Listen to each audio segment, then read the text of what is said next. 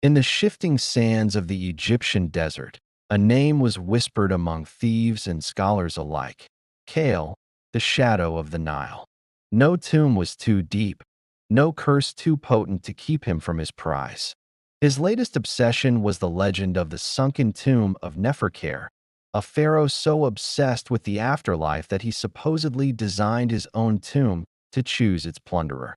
Most dismissed it as a myth, but Kale, he believed. After months of searching, guided by a fragmented star chart tattooed on a mummy's hand, Kale found it. An unassuming stone structure, half buried by centuries of sand. As he pushed open the heavy stone door, a single, unlit torch on a wall holder burst into flame, illuminating a path downward.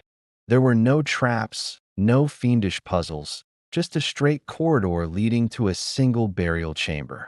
It felt wrong, too easy. The chamber was modest, save for the sarcophagus, carved from a single piece of obsidian.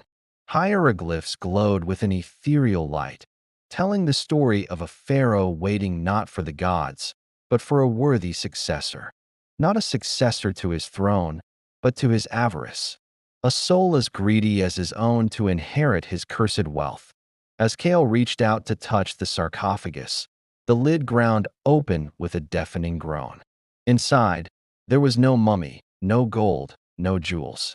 Only a single, gleaming gold coin resting on a velvet pillow. Kale scoffed. All this for one coin. He snatched it up.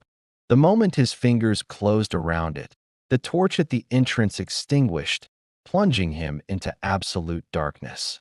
The stone door slammed shut, its echo a final, damning sentence. He was trapped. The hieroglyphs on the sarcophagus now glowed a menacing red, their meaning seared into his mind.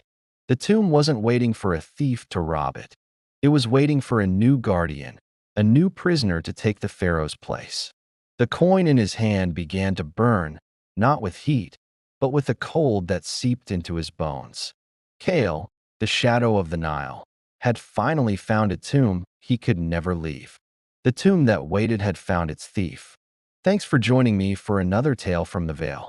If you enjoyed this story, be sure to like, subscribe, and hit that notification bell so you don't miss our next descent into the unknown. See you next time.